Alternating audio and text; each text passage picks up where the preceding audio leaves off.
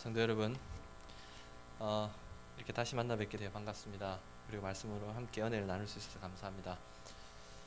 제가 머리가 이래도 유승주 목사님보다 제가 어립니다.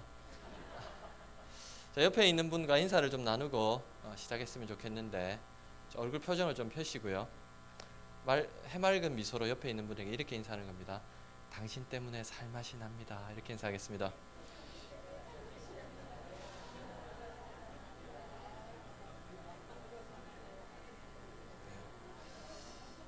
네. 아이고. 좋습니다. 보통 다른 교회에 가서 이렇게 하면은 꼭 몇 분은 어금니 깎개물 가시거든요. 근데 주님의 교회는 다 환하게 웃으시네요. 참 좋습니다. 우리 다시 한 번만 더 웃으면서 옆에 있는 분에게 인사를 하겠습니다. 당신 때문에 살맛이 납니다. 네. 네.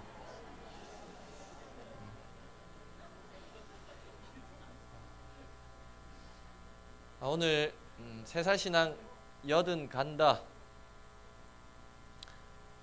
물음표 이걸 가지고 한번 말씀을 함께 나누었으면 좋겠습니다.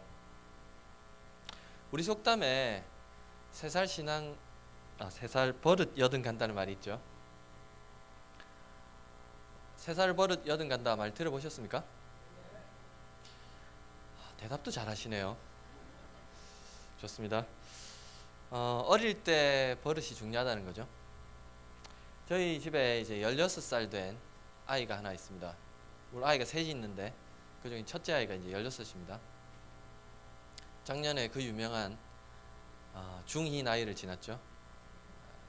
여전히 쉽지는 않습니다. 그런데 얘가 아직 젓가락질을 잘 못해요. 그냥 뭐 이렇게 대충은 집어요. 그런데 콩 이런 거는 잘 안 돼요. 이게 왜 그런지 아십니까? 어릴 때 이게 젓가락 집는 법을 그냥 대충 하니까 지금도 잘 안 되는 거예요. 3살 버릇이 오래 갑니다. 그런데 여러분, 뭐 버릇이야 한두 개 버릇이야 뭐 괜찮습니다. 근데 신앙은 어떻습니까? 한두 버릇에 비유할 수 있겠습니까? 비교할 수 있겠습니까? 어릴 적 신앙이 80까지 갈 수 있을까요?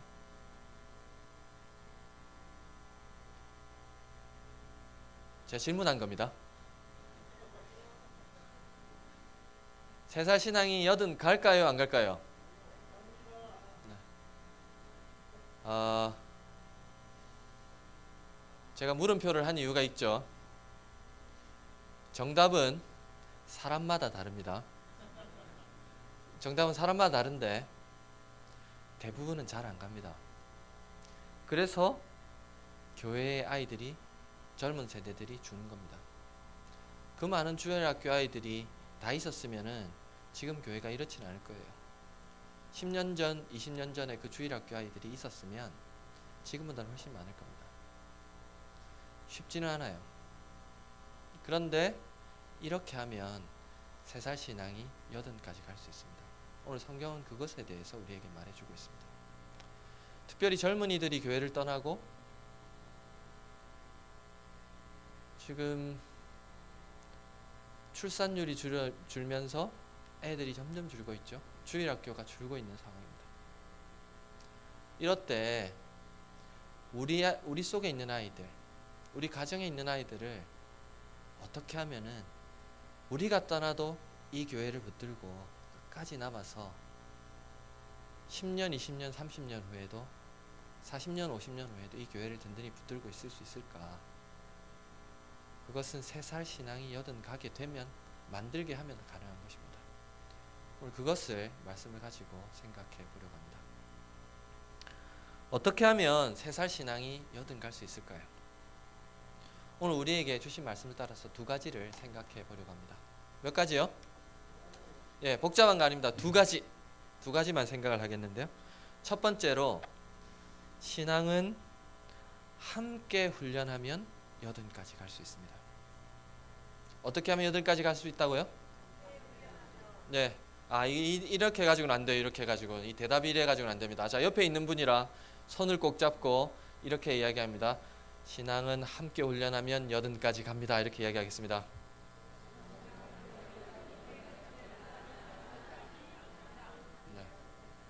네, 우리가 오늘 읽었는데요. 말씀을 다시 한번 읽어보도록 하겠습니다. 22장 6절입니다. 자, 시작. 마땅히 행할 길을 아이에게 가르치라. 그리하면 늙어도 그것을 떠나지 아니하리라. 여기서 마땅히 행할 길, 이런 표현 써서 죄송한데 영어로는 in the way he should go, 당연히 가야 할 길, 신앙인으로서 가야 할 길, 바로 신앙의 길을 말합니다. 근데 그것을 어릴 때 가르쳐야 된다는 거예요. 근데 많은 분들이 가르친다, 가르쳐야 된다 이러니까 착각을 해요. 가르친다고 하니까 지식을 가르치는 걸로 생각해요. 내가 알고 있는 지식이 얘한테 가면은 얘가 신앙이 자라겠지, 그렇게 생각하는 겁니다. 근데 여기서 아이에게 가르치라 하는데, 가르치라는 히브리어로 하노크, 영어로 말하면 train up, 훈련시키는 겁니다. 트레인하는 겁니다. 트레인 아시죠? 운동선수들이 트레인하는 거 맞죠? 훈련하고 훈련하고 훈련하고. 신앙은 머리로 아는 게 아니라 훈련하는 겁니다. 그게 안 되니까 신앙의 전수가 안 되는 거예요. 오늘 성경은 우리에게 분명히 말합니다. 아이일 때부터 신앙은 함께 훈련하는 거예요. 훈련하라, 그렇게 명령하고 있습니다. 제가 미국에서 공부를 조금 했는데요. 박사과정 3년차일 때 저희 학부에 한국 사람이 한 명 들어와서, 한국 사람이 그렇게 많지 않거든요. 그래서 한국 분이 한 분 왔습니다. 제가 그럼 명색이 3년차, 그분 1년차. 한국 사람이니까 좀 도와줘야 되잖아요, 그죠? 그래서 제가 물었습니다. 뭐 좀 도와드릴까요? 이렇게 물었습니다. 그러니까 이분이 자기는 영어를 너무 못한다는 거예요. 제가 그래도 그 학교에 벌써 2년을 넘게 있었잖아요. 그래가지고 제가 또 훈수를 두기 시작했습니다. 튜터 선생님을 두면 되고요, 영어는 이렇게 쓰면 되고요, 뭐 이렇게 막 가르쳐 줬습니다. 나중에 큰 실수를 했다는 걸 알게 됐습니다. 그분이 한국에 있을 때 영어 선생님이었어요. 더 황당한 거는 그분이 영어로 문법책도 내셨어요. 영어로 된 책을 2권이나 번역도 했더라고요. 저보다 영어 훨씬 잘하시는 분이에요. 근데 그분이 1년 정도 있다가 저희 아파트로 이사를 오셨습니다. 그 이제 애들을 아침마다 학교 노란 버스가 오는데 데려다 주거든요. 그 집 애들이 우리 애들보다 조금 어렸는데 같이 데려다 주고 이제 같이 내려오는데 하루는 저에게 이렇게 얘기하는 겁니다. 제가요, 영어를 너무 못해가지고요. 그래서 제가 속으로 이 양반이 지금 약 올리나 지금, 그렇게 생각을 했습니다. 근데 이야기를 들어보니까 조금 이해가 가더라고요. 이제 박사과정에 있으면 중간에 중요한 시험을 하나를 칩니다. 캔디드시 이거잼이라고 시험을 치는데, 그 시험을 2번의 기회를 주는데 2번 다 안 되면 학교에서 잘리는 거예요. 굉장히 중요한 시험입니다. 근데 1년이 지나고 이제 그분이 이제 최근에 시험을 쳤는데 시험이 좀 고약해요. 어떤 시험이냐면 한 달 정도 문제를 내주고, 그러면 그 한 달 동안에 한 20페이지 정도 답을 써가지고 교수님들한테 제출하면 그 한 달, 이제 2달이죠. 2달 후에 교수님들 2분하고 만나가지고 말로 시험을 치는 거예요. 2시간 동안. 이제 시험을 다 치고 난 다음에 교수님이 이렇다는 겁니다. 2명 중에 1명이 너 합격했어. 그런데 너 영어 좀 잘해야 되겠어. 그렇게 얘기했다는 거예요. 뭐가 문제가 있을까요? 이분 한국에서 영어 선생님이었어요. 뭐가 문제가 있었을까요? 다 되는데 뭐가 안 됐을까요? 말이 안 되는 거예요. 제가 그 유명한 이 학력고사 세대거든요. 그분이 이제 저보다는 좀 어린 세대인데 한 서너 살 어린 분인데, 우리가 영어를 배울 때 어떻게 배웠는지 아십니까? 제일 처음에 써요. A, B, C, D, 그죠? 그 다음에는요, 읽어요. 굿모닝 뭐 이런 거 읽죠. 그 다음 세 번째는요, 들어요. 테이프로, 그죠? 그리고 말하는 건 한 번도 안 해본 거예요. 근데 여러분, 말은 어떻게 배웁니까? 근데 말은, 언어는 어떻게 배워요? 애들이 제일 먼저 들어요. 많이 듣고 그 다음에 어떻게 해요? 따라서 말하죠. 엄마, 아빠 이러면서 따라서 말하죠. 해보죠. 그 다음에는요, 읽고 마지막에 써요. 거꾸로 배운 겁니다. 그러니까 안 되는 거죠. 우리가 볼 때는 그분이 굉장히 잘하는 건데 본토 미국인이 볼 때는 기본적인 말하는 게 안 되니까 안 되는 거예요. 자, 그러면 이분은 영어를 잘하는 겁니까? 못하는 겁니까? 헷갈리죠? 제가 볼 때는 굉장히 잘하는 거예요. 근데 실제로 미국 사람이 볼 때는 부족한 겁니다. 신앙교육이 이럴 수 있습니다. 제가 왜 이 이야기를 하냐면 성경을, 하나님의 말씀을, 신앙을 교회 학교인 그 교실에서만 배우면 거기서 지식은, 성경 고사는 잘 쳐요. 근데 실제로 생활에서 안 되는 거예요. 왜요? 해보질 않았으니까. 훈련을 해보지 않았으니까. 실제로 문제에 부딪혔을 때 기도해보지 않았으니까 모르는 겁니다. 여러분, 신앙은 머리로 지식으로 문제를 풀어서 배우는 게 아니고 가르치는 게 아니고 생활 속에서 훈련하는 거예요. 오늘 성경은 그걸 말해주는 겁니다. 마땅히 행할 길, 신앙의 길은 말로서 가르쳐서 되는 게 아니라 한옥, 훈련하는 겁니다. 여러분, 사람이 하나의 습관을 고치는데 얼마나 어려운지 아세요? 저희 이야기했죠. 아직도 젓가락질 안 돼요. 애한테 너 나쁜 습관 있으니까 고쳐. 그럼 애가 엄마 맞아요, 제가 고칠게요. 이런 애들 없어요. 알지만 안 고쳐지는 겁니다. 그래서 어떻게 돼요? 고치고 고치고 고치고 훈련이 필요한 겁니다. 저희 집에 둘째가 지금 14살인데요. 얘가 12살 때까지 안 좋은 버릇이 하나 있었습니다. 남자인데 손톱을 계속 물어요. 이렇게. 그런 애들 보면 좀 그렇죠? 여러분 주변에도 있으실 텐데요. 근데 얘가 하도 그러니까 엄마가 특단의 조치를 취했습니다. 그래서 고쳤어요. 어떻게 했을까요?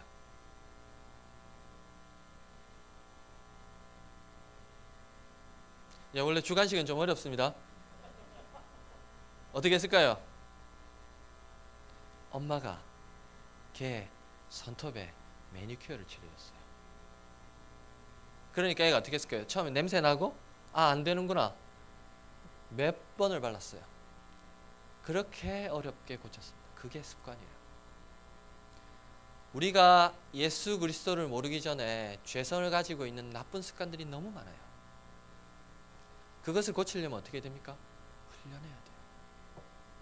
심지어 손톱을 무는 것을 매니큐어를 칠해서까지도 훈련하듯이 기도하는 것, 말씀 읽는 것, 하나님을 알아가는 것, 하나님의 뜻을 발견하는 것, 훈련하고 배우고 배워서 되는 것입니다.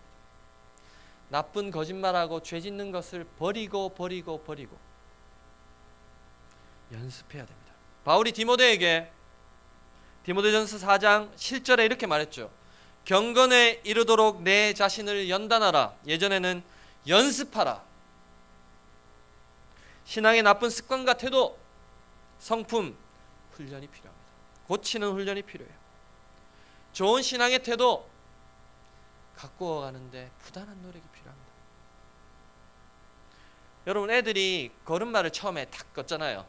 여기 손주들 계신 분들도 꽤 많으실 텐데 걸음마를 걸을 때 어떻게 합니까? 애들이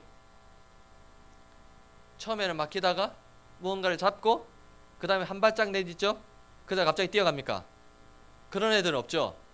그럼 어떻게 합니까? 잡다가 넘어지고 다시 잡고.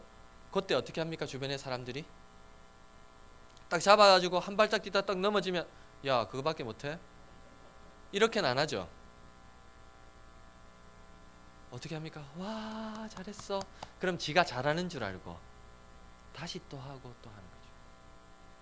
그리고 어떻게 하면 부모가 잡아주고 걷게 만들어주고. 걸음마도 훈련을 통해서 되는 겁니다. 신앙의 걸음마도 훈련을 통해서 되는 거예요. 애가 어떻게 기도해야 될지 모르는데 먼저 기도하는 것을 보여주고 같이 해주고 함께하게. 그래서 훈련에는 3단계가 있습니다. 몇 단계가 있다고요? 식사들 하셨죠? 자, 몇 단계가 있다고요? 아, 좋습니다. 잘 따라서 오늘 첫 번째로 중요한 게 이건 훈련하는 건데 훈련을 그냥 하는 게 아니라 요 단계에 따라서 훈련하는 거예요. 첫 번째는 보여주는 겁니다. 어떻게 하는지 보여주는 거예요. 이렇게 하는 거야. 첫 번째는 뭐라고요? 보여준다. 보여주고 나면 그 다음에는 어떻게 애들이 스스로 할 수 있습니까? 안 되니까 두 번째는 함께 하는 거예요. 함께 한다. 두 번째는 어떻게 한다고요? 함께 한다. 마지막 세 번째는 뭘까요? 스스로 하게 하는 거예요. 요게 훈련하는 겁니다. 기도는 말이야 이렇게 하는 거야. 아빠가 기도하는 거 잘 봐. 기도 한번 하고 자 이렇게 기도하는 거야. 할 수 있겠어? 자 그럼 아빠랑 같이 따라 한번 해보는 거야. 하고 오늘 한다고 해서 다 되는 거 아니니까 다음에 또 보여줄게. 그 다음에 기도할 때 또 아빠가 이렇게 하는 거야. 따라 해봐. 연습하고 그렇게 해가지고 그게 한 6개월 1년이 지나면 그 다음에 어떻게 될까요? 자 이제 네가 한번 해볼래? 못해요. 그럼 다시 함께 할까? 그렇게 해서 훈련하는 거예요. 자 옆에 있는 분이랑 훈련을 하는데 세 가지 단계 서로 설명하는 시간을 갖도록 하겠습니다. 네, 설명해야 기억에 남아요.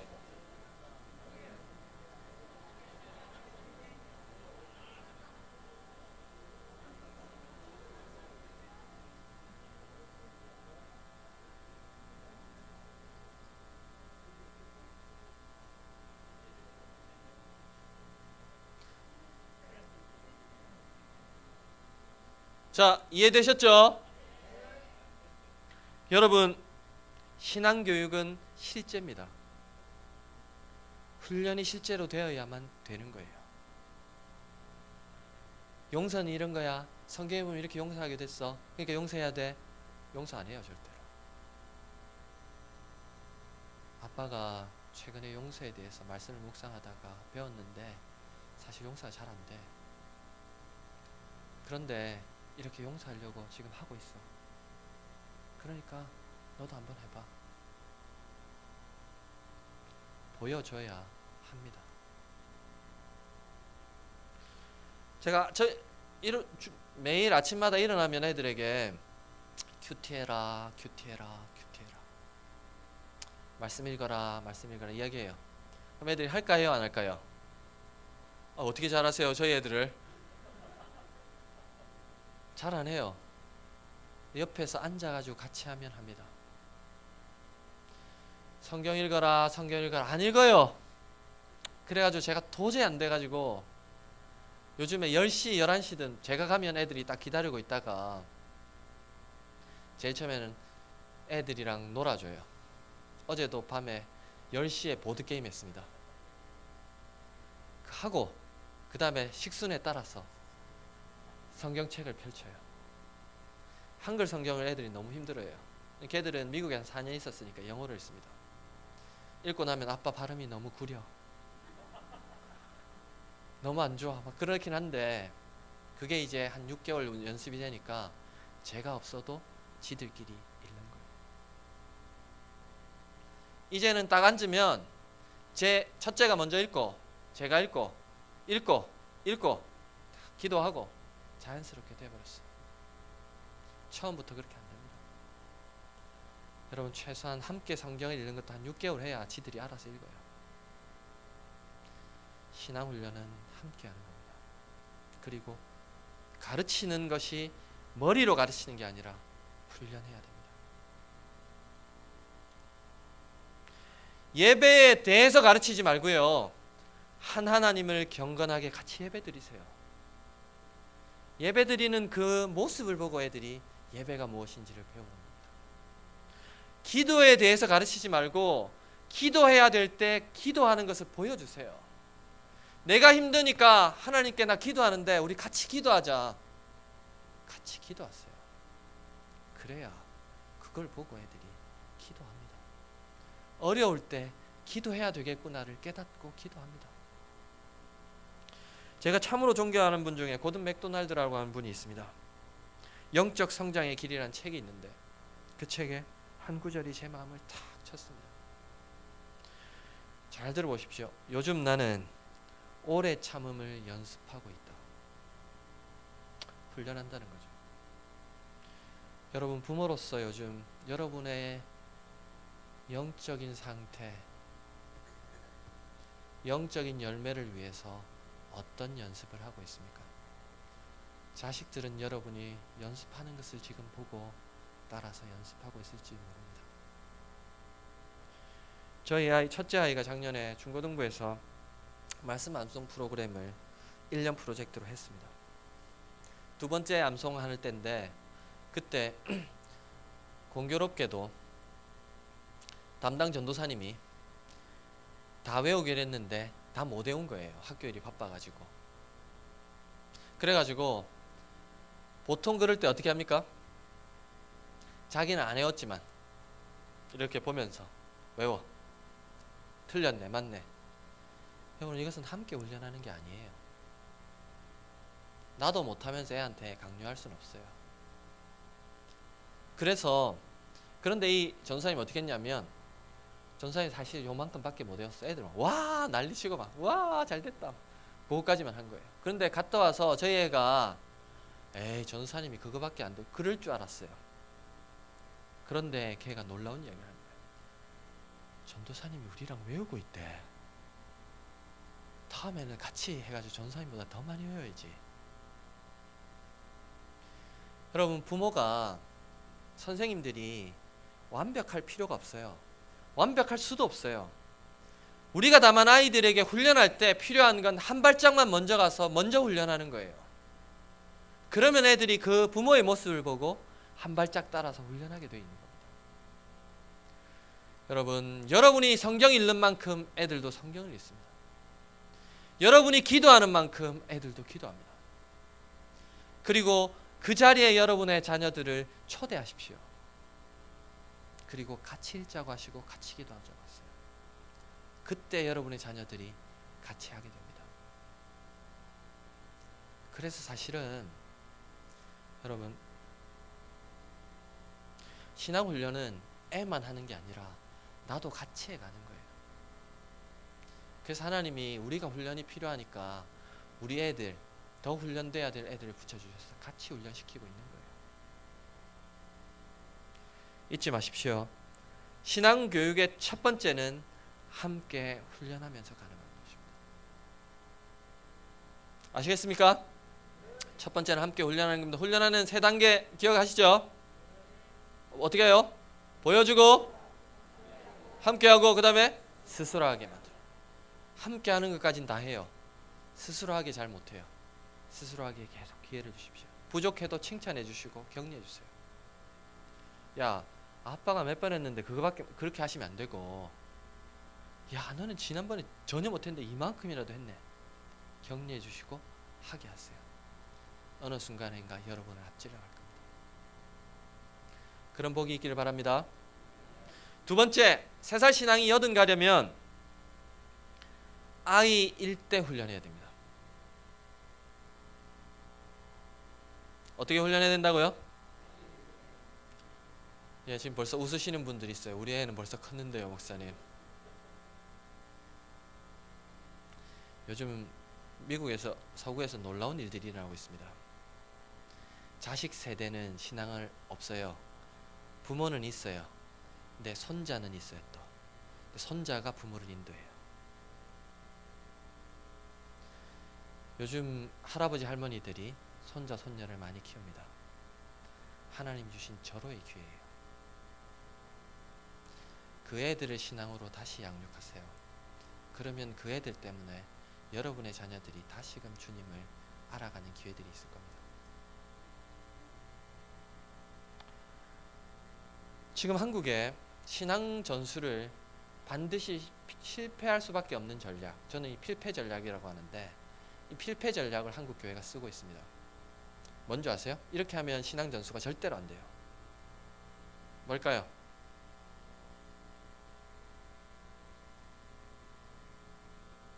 생각하고 계시는 거죠? 신앙 전수에 실패할 수 없는 가장 근본적인 방법, 한국 교회가 하고 있는 것, 신앙 교육을 내일로 미루는 겁니다. 제가 아는 어느 목사님 강남에서 목회를 하셨는데요. 중고등부 애들이 그래도 좀 있었는데 고3이 딱 되니까 교회 나오는 애가 자기 딸밖에 없었다는 거예요. 부모들이 중직자건 뭐 상관없이 고3인데 무슨 대학 가서 신앙생활해? 그렇게 가르쳤다는 거예요. 근데 여러분 이거 기억하십시오. 그렇게 가르치는 순간, 그렇게 말하는 순간 애는 배웁니다. 어떻게 배우는지 아세요? 부모가, 교회가 이렇게 가르치는 거예요. 얘야, 신앙생활은 공부보다 우선순위가 아니란다. 이걸 가르치는 거예요. 뭘로요? 삶으로 가르치는 거예요. 그러니까 애가 어떻게 배울까요? 아, 공부가 더 중요하구나. 그렇게 배우는 거예요. 공부는 때가 있지만 신앙생활은 대학 가서 해도 되는 그런 하찮은 것이란다. 삶으로 가르치는 거예요. 그러면 애가 어떻게 배우느냐면, 아하, 신앙생활이 중요하다고 부모가 저렇게 말해도 좋은 대학 가면 다 끝나. 그렇게 생각하는 겁니다. 그렇게 지난 한 20, 30년이 흘러왔던 거예요. 제가 교회들마다 다니다 보면 중직자의 자녀들이 신앙생활 안 하는 게 부지기 쉬워요. 다 그렇게 키운 겁니다. 여러분, 그런데요, 신앙교육은 잠재적 교육 과정에 의해서 이루어집니다. 뭐에 의해서 이루어진다고요? 예, 이제 지금 그분이 오실 때가 됐어요. 그래서 그분이 이제 한참 오고 계세요. 자, 지금 두 번째 중요한 단락인데 잘 들어보세요. 신앙교육의 가장 중요한 건 잠재적 교육 과정이에요. 뭐라고요? 뭐냐면 이런 겁니다. 말로 지시적으로 예배 시간에 지적하면 안 돼. 이렇게 가르치는 것은 그냥 한 귀로 듣고 한 귀로 흘려버리는데, 그렇게 부모가 말해놓고 자기는 매일 지각해요. 그럼 애가 어떻게 배우는지 아세요? 말은 저래도 지각해도 돼 라고 배우는 거예요. 그게 잠재적 교육 과정입니다. 신앙교육은 거의 대부분 부모의 뒷모습을 보고 이루어지지 말로 했다고 되는 게 절대로 아니에요. 이게 바로 그 유명한 잠재적 교육 과정이라는 겁니다. 여러분 생각해 보세요. 말로 신앙생활이 중요하다고 말하면서 실제로 그렇게 생각하지 않고 아이를 학교로 내모는데 애가 생각이 있는데, 아 진짜 신앙생활이 중요하구나 그렇게 알겠어요? 그건 말이 안 되는 겁니다. 여기서 질문 한번 드려볼게요. 여러분, 아이가 공부가 좋아서 할까요? 아니면 해야 되니까 할까요? 어떻게 의견이 이렇게 일치되세요? 좋아서 하는 애들이 가끔씩 있는데 걔들을 좀 멀리 하십시오. 걔들은 좀 무서운 애들입니다. 거의 대부분은 해야 되니까 하는 애들입니다. 그런데 잘 생각해 보세요. 해야 되니까 하는 공부, 그러니까 우선순위가 굉장히 낮아요. 어쩔 수 없이 엄마 때문에 하는 거예요. 근데 그것보다도 더 우선순위에서 밀리는 신앙생활, 대학 가서 해야 되는 그거를 대학에 딱 갔어요. 그러면 이 공부보다도 우선순위에 밀리는 신앙생활을 하러 교회를 찾아야 할까요? 아니면 그것보다 더 매력이 있는 여자친구, 남자친구 쫓아서 갈까요? 이건 너무 뻔한 결론이에요. 여러분, 대학을 가는 순간 애들은 다 부모 품을 떠나고 신앙이 끝납니다. 이건 통계로 다 나와요. 미국 교회가 지금 85% 이상이 20세, 19세에서 22세 사이 교회를 다 떠납니다. 그렇게 키웠으니까. 한국 교회도 지금 그거 닮아가고 있어요. 여러분, 아이들은 말로 배우는 게 아니라 삶으로 배웁니다. 성경에 대해서 가르치는, 가정에서 예배드리는, 교회 와서 예배드리는, 그 예배드려야 돼, 성경이 중요해, 이런 부모의 말을 배우는 게 아니라 부모님이 보여주는 말씀에 대한 진지한 태도, 예배에 대한 바른 자세, 아이들에 대한 진심 어린 사랑, 무엇이 우선순위인지 보여주는 삶의 태도, 그거 보고 배우는 겁니다. 삶으로 그렇게 오랫동안 가르쳤기 때문에 애들은 그 부모가 한 대로 그대로 따라서 하게 되어 있는 거예요. 제가 이 이야기를 하니까 언젠가 어느 교회 선생님이 와서 우시더라고요. 저희가 교회 학교 교사인데 애들에게는 주일이 중요해라고 가르쳤는데 실상 자기 애들은 그렇게 안 했다는 겁니다. 그래서 지금 신앙생활 안 한다는 거예요. 목사님 어떻게 합니까? 여러분, 그때는 이미 늦어요. 그래서 아이일 때 가르쳐야 됩니다. 내 품에 있을 때 가르쳐야 돼요. 내가 통제가 가능할 때 가르쳐야 됩니다. 그래서 오늘 본문에 마땅히 해야 할 길을 아이에게 가르치라고 말한 겁니다. 내 품을 떠나면 안 되는 거예요. 그래서 여러분, 여러분의 자녀들 가르치시고 여러분 품에 다시 온 여러분의 손자 손녀들을 다시 신앙으로 가르치세요. 그래야 그 아이들이 변화되어서 그 부모들에게도 신앙적인 도전을 줄 겁니다.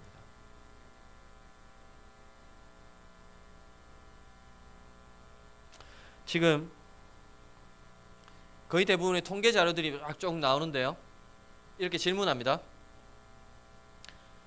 어른들에게, 교회의 어른들에게 질문을 쭉 했어요. 언제 예수님을 믿게 됐습니까? 인격적으로 만났습니까? 통계에 따라 조금씩 다른데 작게는 75%에서 많게는 84%까지 통계의 대부분이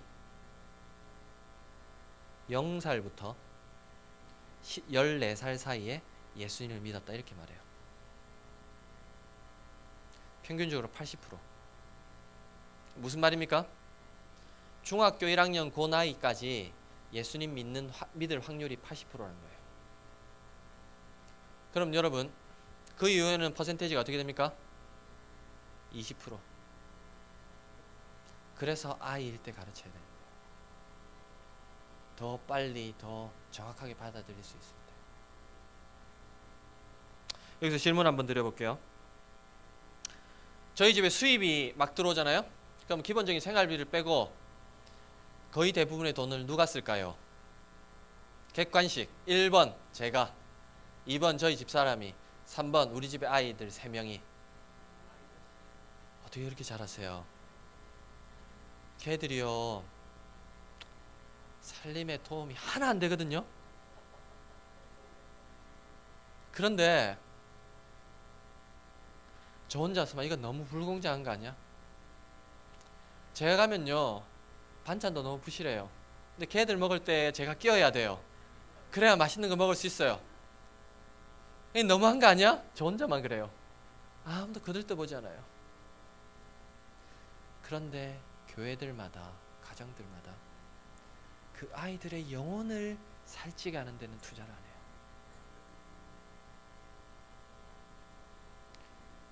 여러분의 아이들을 위해서 영적인 가회를 시켜보셨습니까? 여러분의 자녀들을 위해서 여러분의 자녀들의 영적 상태가 어떤지 점검하는 컨설팅 받아보셨습니까? 요즘 교육 코칭 엄청 많이 받고 있거든요. 어떻게 하면 좋은 대학에 갈 수 있을지 막 부모들 막 찾아다니고 막 학부모 설명회 가고, 아이의 신앙을 어떻게 잘 양육할지 궁금해가지고 그런데 쫓아다녀 보셨습니까? 그것이 바로 오늘 한국 교회의 현실을 만든 거예요.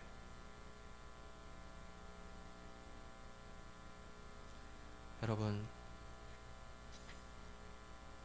여러분의 관심과 여러분의 아이가 어릴수록, 여러분이 신앙으로 보여줄수록 그 아이는 신앙으로 변화될 가능성이 높다는 것을 잊지 마십시오.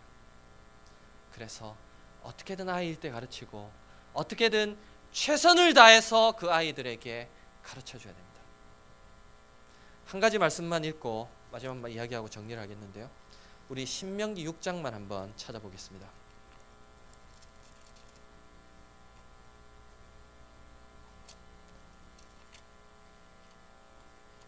신명기 6장입니다.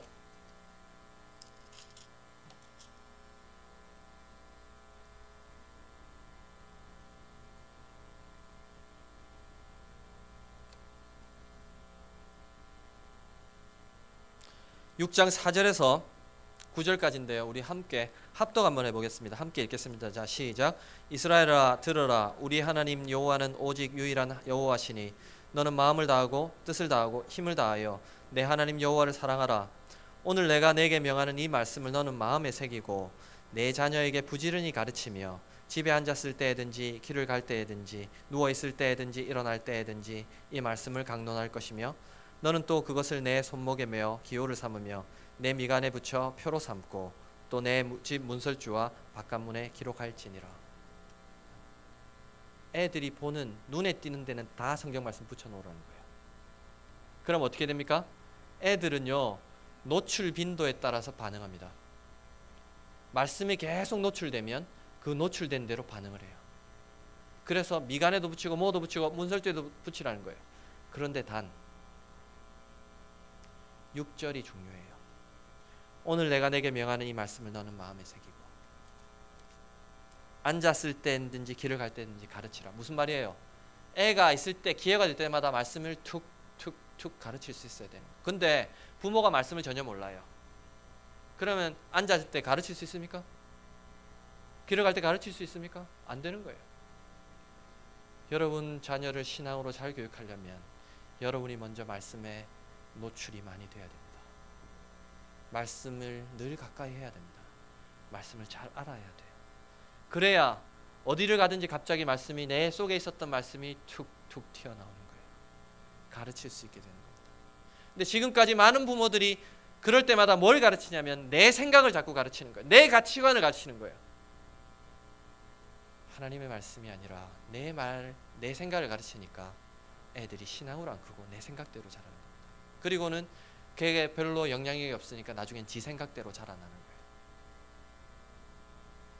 여러분 그래서 부모로서 여러분이 아이일 때 가르치려면 여러분 스스로가 여러분 스스로를 가르쳐야 됩니다. 그래서 부탁드리기는 말씀을 규칙적으로 읽고 묵상하고 암송하십시오. 그래야 그 말씀이 여러분께 되어서 그 아이들을 가르칠 수 있게 됩니다. 이 이야기를 하고 말을 맺겠습니다.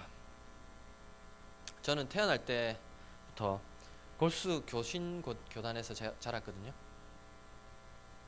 제가 신학대학원을 갈 때 다른 신학대학원을 가려고 하다가 저희 집에서 호적 파일 뻔했어요.